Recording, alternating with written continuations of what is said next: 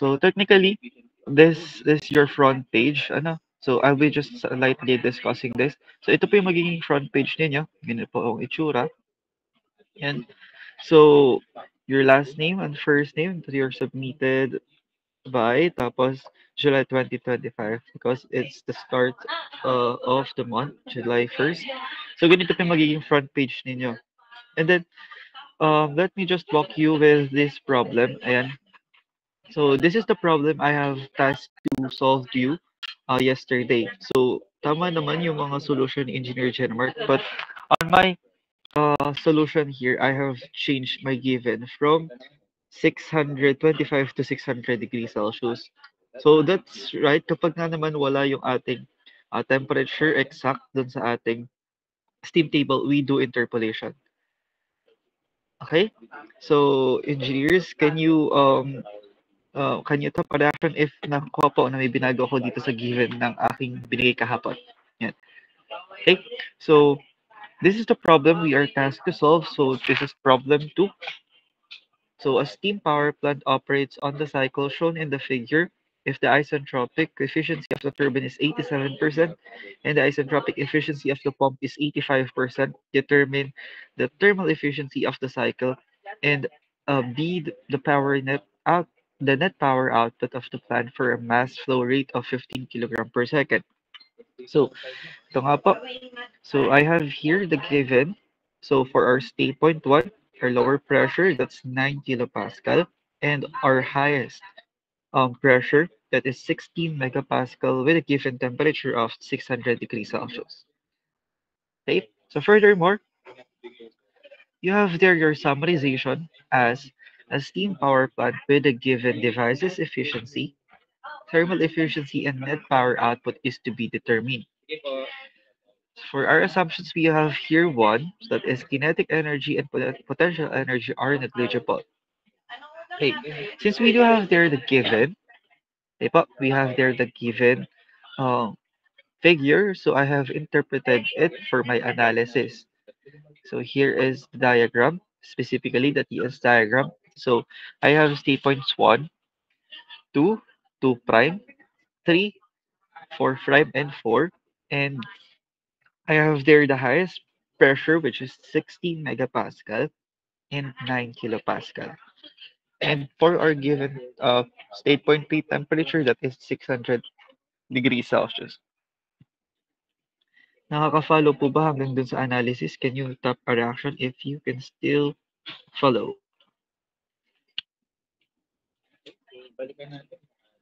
There. Since we have here our analysis, now let's proceed with our solution.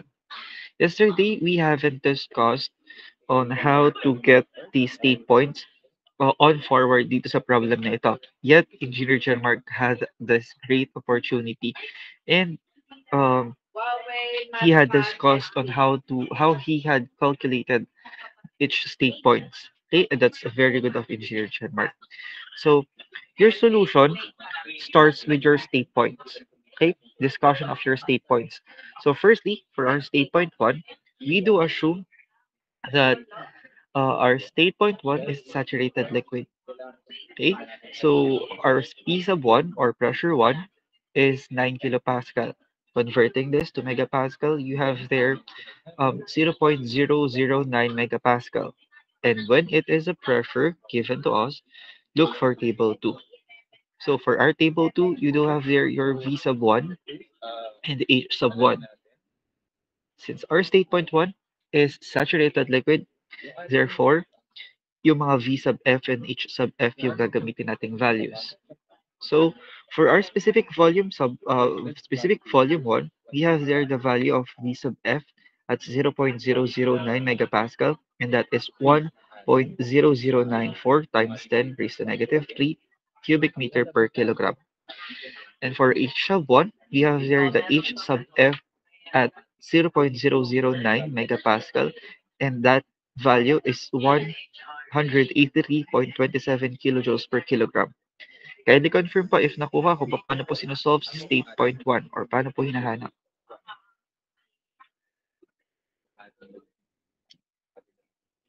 You can confirm using your steam table. Let me ask po, Engineer Alba, you there, engineer? Jessinel, John, Alba, you there, engineer? Pwede po ba ulit ng tanong? Then, let me just ask you po, can you confirm po if ito po yung values na sa steam table natin? Look for the values of V sub 1 as well as your enthalpy. Enthalpy. Confirm lang po. Look at your steam table po.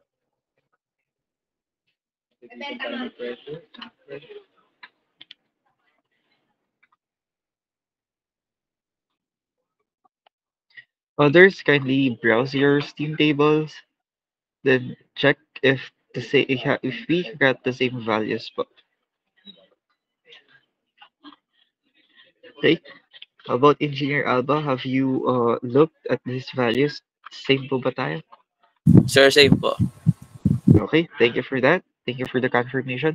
So after getting the enthalpy as well as your specific volume on your state point 1, you can now proceed with your state point 2. Okay? For your state point 2, you have there your given pressure, which is the highest pressure, that is 16 megapascal. We also know that from our diagram, our entropy 1 and entropy 2 is equal because this is a straight line. Okay po? So, continuing this, you have there um, a simple process on how to get our enthalpy 2. So, in getting your enthalpy 2 or H sub 2, you can use two formulas. Okay? Two formulas for work of pump or pump work. So your first task is to solve for your work pump or pump work, which is the formula is given by specific volume multiplied for your pressure 2 minus pressure 1. Okay. So ano po ba yung value ng ating specific volume 1? So that is from your state point 1. So that is 1.0094 times 10 raised to negative 3 cubic meter per kilogram. Right then, meron tayong pressure 2 and meron tayong pressure 1. Remember that when you use pressure on your calculations, convert it to kilopascal. Right? So converting those pressures given, so I have here 16,000 kilopascal minus 9 kilopascal. And that would give me a pump work, which is equal to 16.41411315 kilojoules per kilogram. Kindly confirm po if we do get the same values with the work of pump engineer. Wait lang po.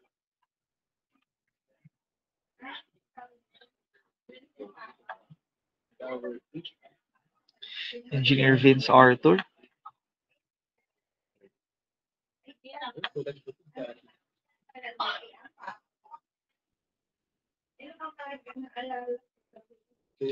Did we get the same value for our work of pump? Yes po, sir. Okay, thank you for that. Thank you for the confirmation. Now, we also have the another formula for work of pump or pump work, which is H sub 2 minus H sub 1. By manipulating that formula, you have there the formula for H sub 2, which is H sub 2 is equal to H sub 1 plus work of pump or pump work. Now, you have the value of H sub 1 from your state point 1 and your work of pump from our previous calculation. Kindly confirm po if we do get the same. About Engineer Kobe, Garcia. Can you confirm po if we do get the same? Have you got the same value? That is 199.4113154 kilojoules per kilogram. Sir, yes po. Okay. So I hope you are trying to calculate this ano. Kasi if you can't follow this, medyo mahihirapan tayo dun sa sunod natin na gagawin. Okay? Now, you have there your state point 2. Diba? So from your state point 2, you have there your actual, yung 2 prime natin. Nakita po si 2 prime, ito po. So meron tayong state point 1, meron tayong state point 2, as well as hahanapin naman natin ngayon si state point 2 prime. Okay? From that, so you have there your STP 2 prime.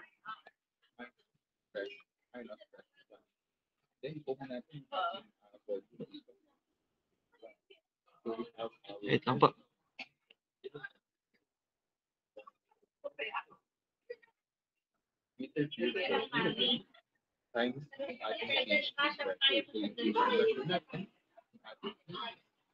Oo, dahil ikaw ba ano?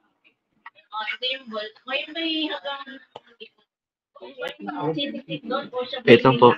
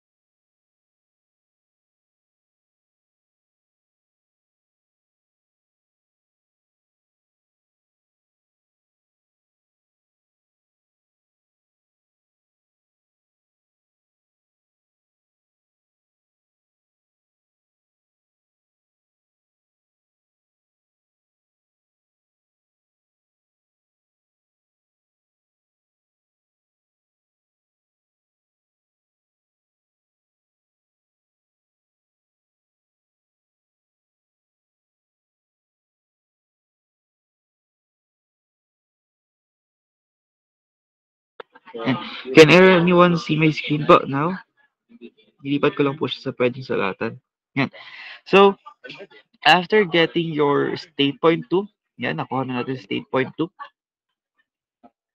We can now solve for the STP or state point 2 prime actual. Okay. So, sabi po natin kahapon, as you can remember, so you have there the formula for pump, which is PIA. Yeah, PIA, meaning your pressure or pump efficiency is equal to your work of pump ideal divided by your work of pump actual. Okay, you do have there your pump ideal, which is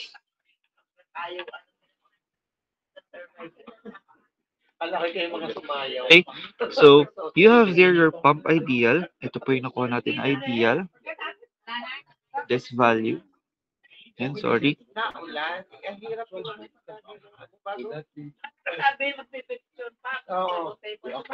And you have there your work of pump ideal. So you can now solve for your pumped actual. So paano po siya sinosolve? You can try to manipulate this formula into this one. So that using that formula, your pumped actual or work pumped actual is equal to your work pump ideal divided by your pump efficiency. Remember, we have a given pump efficiency that is 85%. Okay? 85%.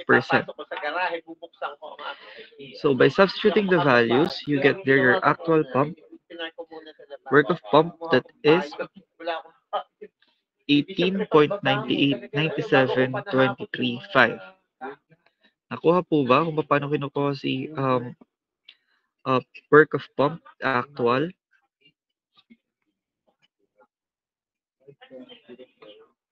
Nakuha po.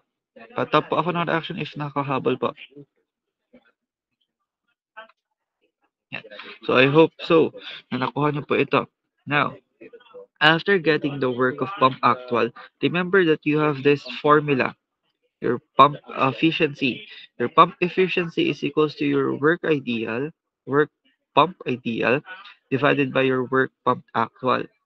Okay, so you know that you have this one as well as you have this one. So again, this is your ideal, work pump ideal,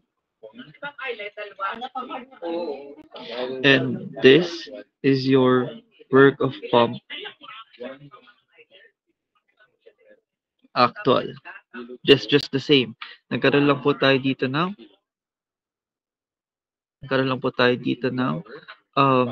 enthalpies, meaning we based our enthalpies para makuha natin si H2 prime. Okay, let me just erase this for you to better understand and better see this one. So, Using this formula, we can solve for your H2 prime. We have your given, or we have solved for your enthalpy 1, enthalpy 2, as well as your given in pump efficiency. Okay? So, through solving or through substituting your values and by manipulating this formula, you can have this formula, which is H2 prime is equals to H2 minus H1 all over if pump efficiency plus H sub 1. Nakahabol po ba sa pagkuha ng formula ng H2 prime? Yan. So, binamaniplate lang natin ito. We have discussed this yesterday, this formula. Okay? Now, since we have there your pump efficiency, so you can solve it. Okay? Substitute your H sub 2 here, your H sub 1 here, as well as this H sub 1 here. Then, for your pump efficiency, again, that is 85. Okay, and you'll get there a value of H2 prime be equal to 202.259782.8 kilojoules per kilogram. Kindly confirm po if we get the same value.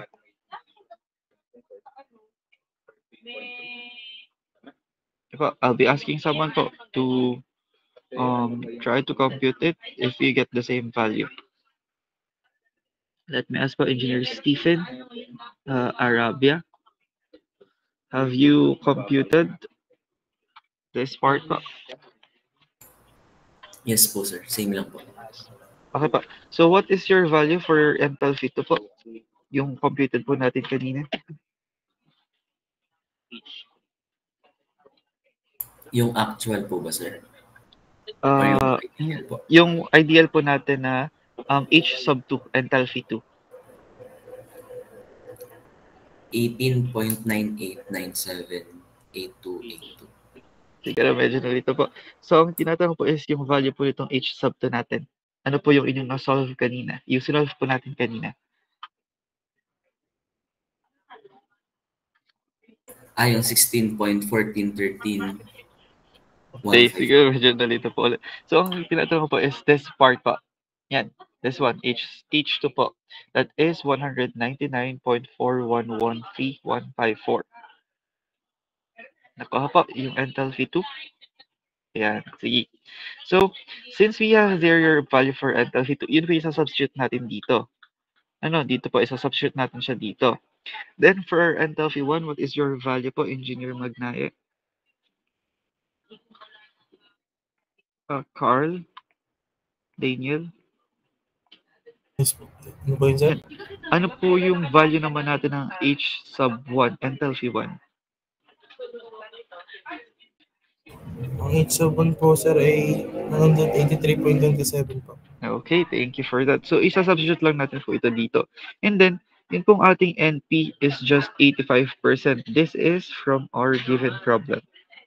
So, by substituting that values po sa ating calculator or through the use of our calculator, so you'll get this value. So, alam niyo na po kung ano yung isa-substitute natin dito. Can you tap a reaction if alam na po yung isa-substitute na values dito? Ayan. So, ang gagawin niyo po sa inyong problem set, so is-discuss nga na din yung gagawin sa inyong problem set, is not directly diretso po na sagot agad. So, try to substitute these values. Yan. Try to substitute these values before concluding that this is your answer. Nakuha po ba? Yung kumbaga isa-substitute nyo muna bago nyo ilagay yung nakuha nyong sagot. For you to better understand yung process. Okay, so I hope you do get it. So now that we have here enthalpy 2 prime particularly, so we can proceed with our state point 3. Okay, so now for our state point 3, for state point 3, we have there your P sub 3 is equals to P sub 2, and its value is 60 megapascal. So looking at your table 2, on your table, steam table particularly, its corresponding saturation temperature is 347.44 degrees Celsius. Kindly confirm po, same po ba tayo nakuhang TSAT or same po ba ang value ng TSAT sa inyong steam table?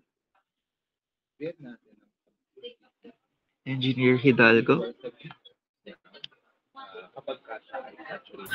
Same po. Same po, okay po. So, dito po sa problem na ito, this has a given of 600 degrees Celsius as our temperature 3. So, I can conclude that since our T3 or given temperature at state point 3 is greater than your saturation temperature, therefore this is superheated vapor. Therefore, we can proceed with our table 3. Goods po tayo dito? 3 goods with the state point 3. Dun sa pag-conclude kung saan nahanapin. Yan, okay? Thank you for those reactions. Now, since we do know that this is superheated vapor, we can proceed with our table 3.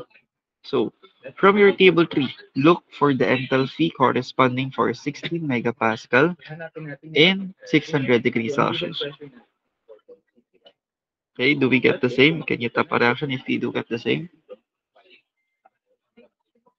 There.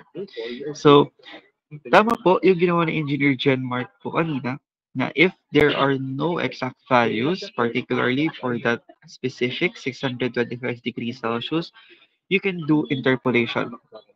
Okay? Alam naman po kung paano mag-interpolate. You can use Caltech naman po doon. I am allowing you to use that. Okay. Now, does you get there your values for H sub 3? So your H sub 3 is 3,573.5 kilojoules per kilogram. Then, on your state point 3, always and always look for your entropy. So you'll get there 6.6399 kilojoules per kilogram Kelvin. Okay? Bakit po kailangan itong kuhain si entropy sa state point 3? Because we do know that state point 3 and state point 4 has constant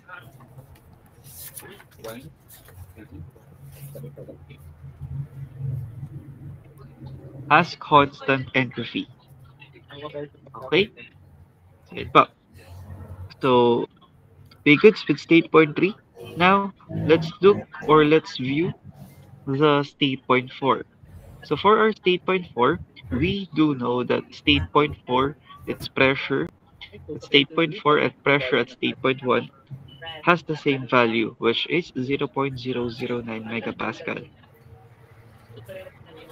Then, your S sub 4 and S sub 3 is equal, which has the value of 6.6399 kilojoules per kilogram Kelvin. So before I proceed with the other formulas down below, let's look at this diagram muna para alam natin kung bakit ba constant yung pressure as well as constant yung entropy dun sa part na yun. So ito po is a straight line. So meaning your S sub 3 here is equals to your S sub 4. That is adiabatic expansion process that happens on a turbine. Okay, then you have here straight line from state point 1 to state point 4, meaning it has a constant pressure. That is isobaric process. Nakuha po kung po, saan po natin pinagkuha? Yung sa state point 4 po natin. Can somebody tap a reaction if nagets po ito? Thank you for those reactions. So I hope you have learned much dun sa ating mga pinagdi-discuss ng mga nakaraang chapters. Okay, so now let me continue our discussion with state point 4. Okay, state point 4. So using our value gathered here, so again you have there your pressure 0.009 megapascal on your state point 4. So since this is pressure, proceed with table 2. So from your table 2, gather all the values on your SF, SFG, as well as SG. Okay, since you get there your value for S4, and you get your values on your state point 4, on your entropy F up to SG. So, kindly confirm po if same tayo ng values. So again, this is table 2, specifically for ang 0.009 megapascal. We haven't the same value po. Okay, let me check.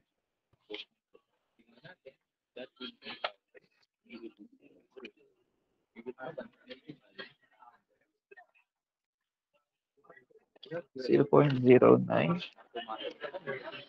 You have there.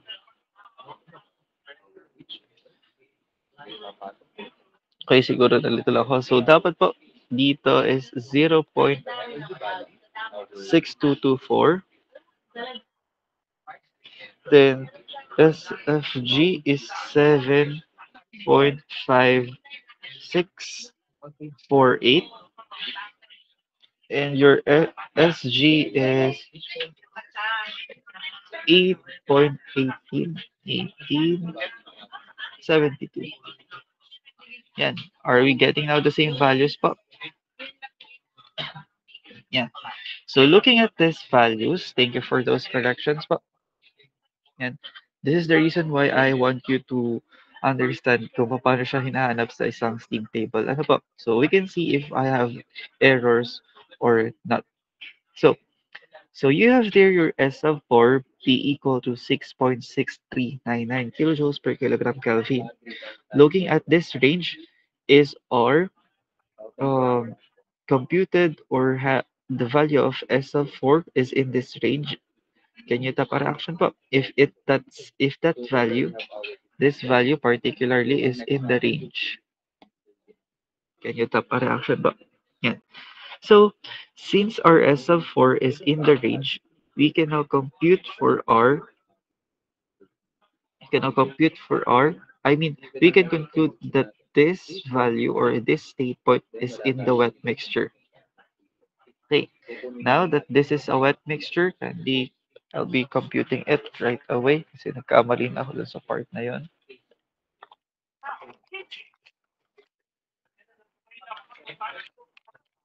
So computing this part, so I have there 6.63. Computing for the quality.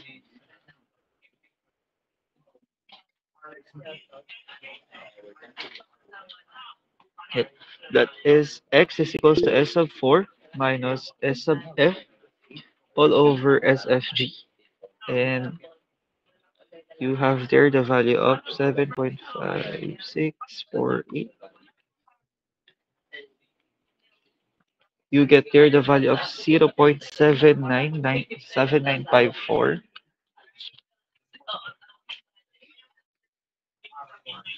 Makukuha niyo pong value dito ay 0.7954605541. Yan. Ito po yung makukuha niyo yung quality. So after getting the quality, you can now solve for your enthalpy 4. So through the use again of your steam table, so you have there H sub 4 is equal to H sub F. Your H sub F here is 183.29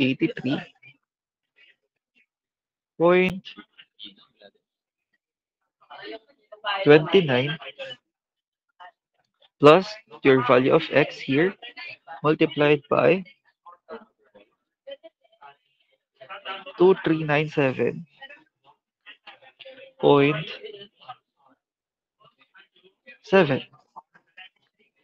So ano po yung makukuha natin na enthalpy here?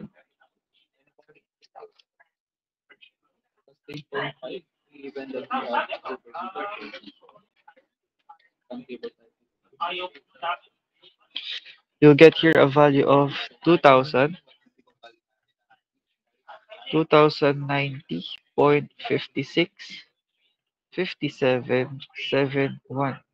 kilojoules per kilogram.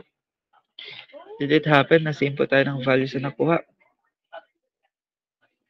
Okay, thank you for that. That is correct. How about the others po? Same po ba tayo nakuha ang values? Okay, now, nakuha na natin yung ating enthalpies.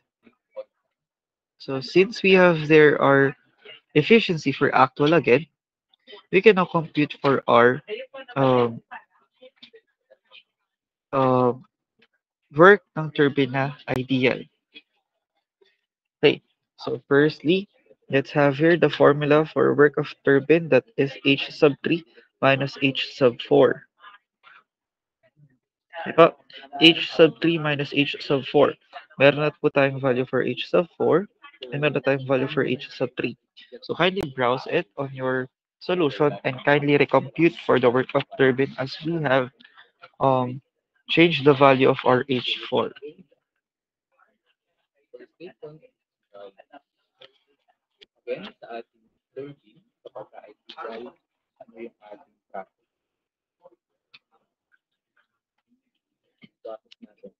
So ano po ang inyong na-compute dito? So you'll be getting here a value of 1,000. Sorry.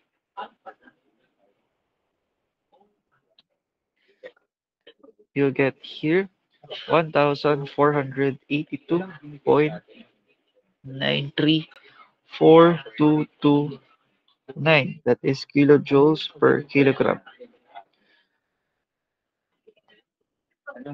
Yan. Nakasunod po ba ang lahat sa pagka-compute ng work ng turbine ideal? Now, na meron na po tayong work ng turbine ideal, we can now solve for the actual work ng ating turbine. So again, for your formula, for turbine, you have here TAI. Okay? TAI. Turbine efficiency is equals to the work actual of the turbine divided by your ideal work of the turbine. So, using this formula, we can manipulate it and turn this to formula for actual. So, paano po yun? Ganito po yung kalalabasan ng formula. There. So, we have changed this value to 14,482.934229. That is kilojoules per kilogram. So we have again a given of 87% turbine efficiency. So therefore multiply it with your uh, uh, ideal work ng turbine. Okay, try to solve for it. So ano po yung makukuha ng value? Kindly type it on our chat box po. So I can see that he tried to solve for it. Yeah. So makukuha po natin dito is, let's change this value. This is 1,290.15278. That is again kilojoules per kilogram. Yan, nakakahabol po. Yan, very good, very nice. You wanted to try po. Okay, now that we have here our work actual for turbine as well as the ideal, we can now solve for the actual enthalpy 4. Okay, this actual enthalpy 4. We have again your H sub 3, you have your H sub 4 as well as H sub 3. We do know that turbine efficiency is 87%. Okay, try to solve for this po kasi maliit ako.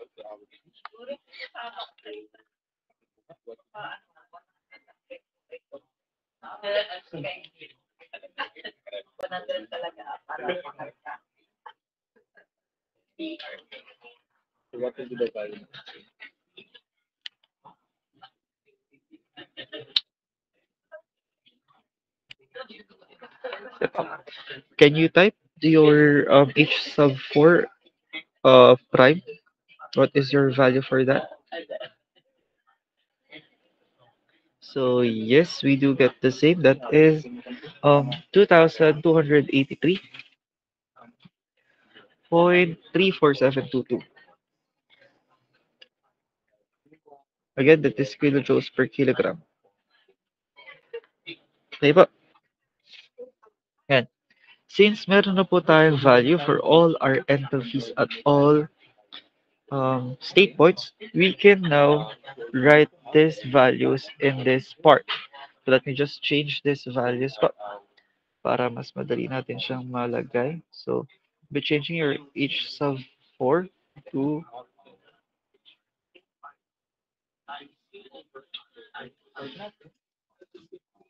wait lang. This is 3,000. Sorry, Sala. This is 3. Sala ulit.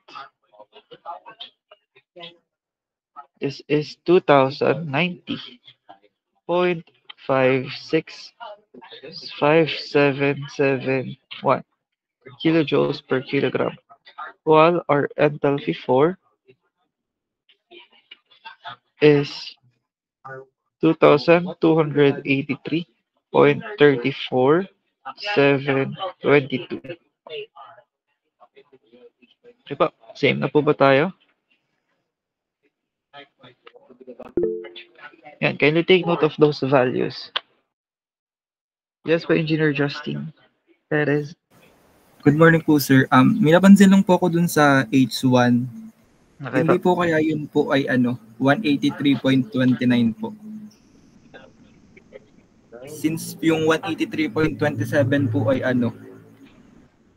U sub F po ng internal energy. Yung H1 po kasi is equals to HF. Then, Okay, that's 29 nga. yes, thank you po.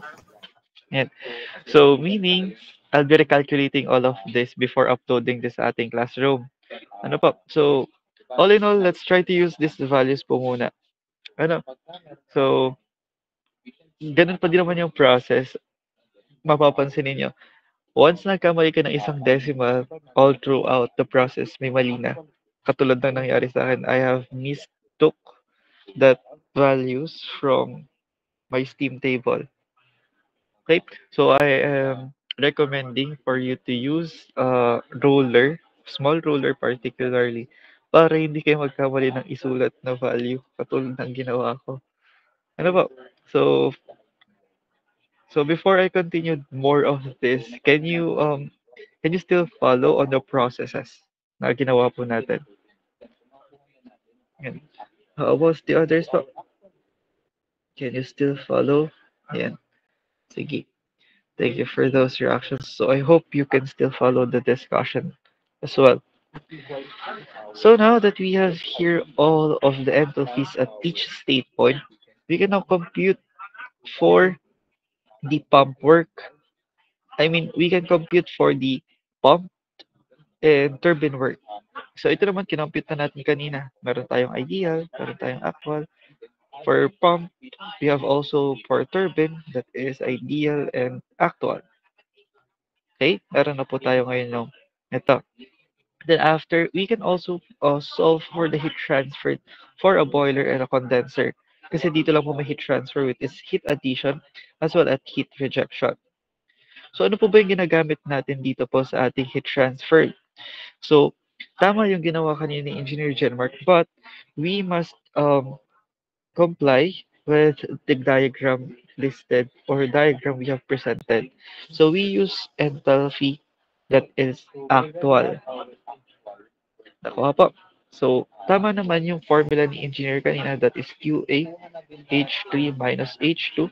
But this formula particularly is for ideal ranking. Okay? But we are computing with an actual value which is may given po tayong percentage or efficiency ng ating equipment. So therefore, we use this formula. Yan. So we use this enthalpy prime. Nakuha po ba yung enthalpy prime natin for heat added? So since we have here listed all our enthalpies given on all state points, we can recalculate that. Ano po? So madali na natin siya ma-solve since we get all the enthalpies as each state point. So upon doing that, upon substituting those values on our formula, you get there 3,371.240,217 kilojoules per kilogram. Okay pa. So that is your Q sub A. After getting your Q sub A from the boiler, you have now the condenser, the device called condenser. So in this condenser, this is heat rejection.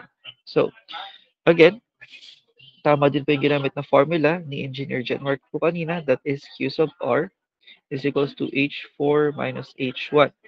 But then, kindly take note that this formula is for an ideal Rankine. Okay, so from this, since they are dealing with a device with efficiencies, let's use um, the actual value for that state point. Okay, and upon doing that, upon substituting those values, we have here our Q sub R, which is 2103.2459186 kilojoules per kilogram. Okay pa, naka-follow po ba dito sa part na ito? Yan, sa heat transfer, QA, QR. Yan. Thank you for that. So, don't worry, I'll be uploading the solution din naman sa ating classroom para maging basehan ninyo sa pag-solve ng ating problem set. Okay. Now, we have our work for pump, work for turbine, the heat added and heat rejection, or heat rejected. We can now solve for the thermal efficiency. So, we can use both of these formulas, your N thermal efficiency, which is um, with this formula, that's N sub TH is equal to 1 minus QR over QA, or use the formula work net over Q sub A, which I use. Ito po yung ginamit kong formula. So both of this formula naman almost having the same answer. Okay, so work net is equal to work ng turbine, which is actual, minus work ni pump, that is actual. So you'll get here work net with 1,267.78, 1032 kilojoules per kilogram. Then, we now also have your Q sub A. Nasolve din natin siya. So, let's try to substitute those values and you'll get that thermal efficiency as 0.3760577562 multiplied to 100. That is 37.60, 57, 75, 62%. That is our thermal efficiency. Okay po?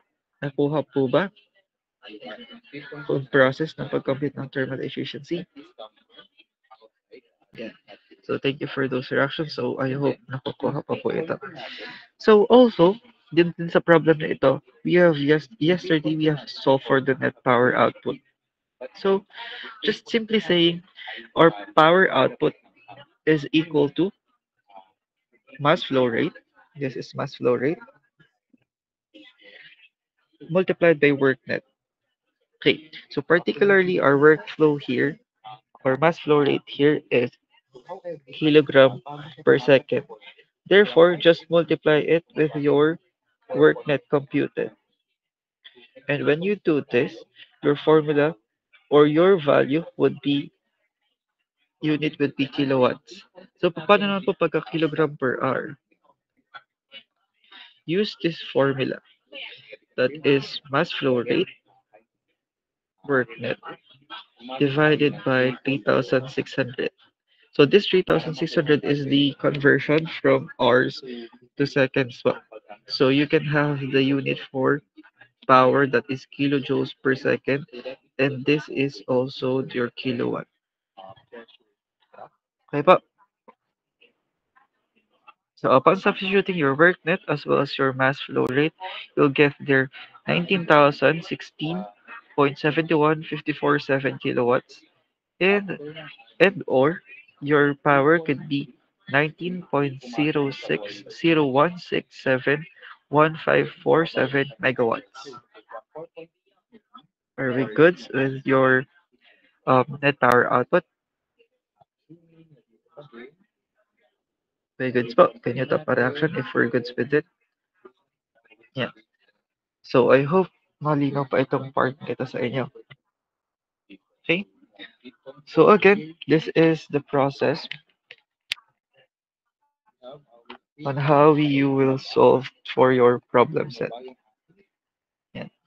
So have the summarization, assumptions, the analysis, you have your solution there, state points, get your state point, sunod-sunod, state point 1, state point 2, state point 2 prime, state point 3, state point 4,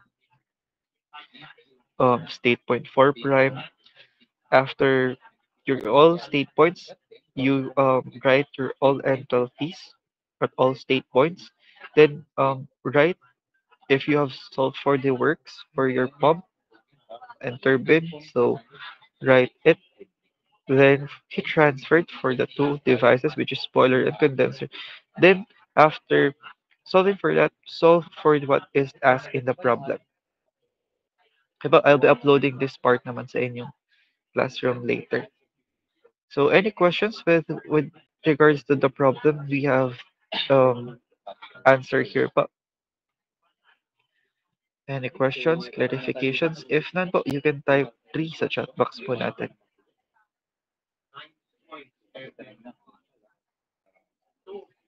Okay, thank you for that. So I'll stop sharing for 5 minutes so we can I'll be preparing our presentation for chapter 3 or we'll continue our discussion.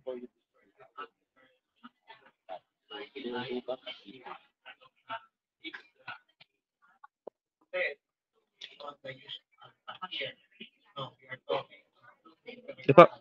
Let's have a short break, 5 minutes pa.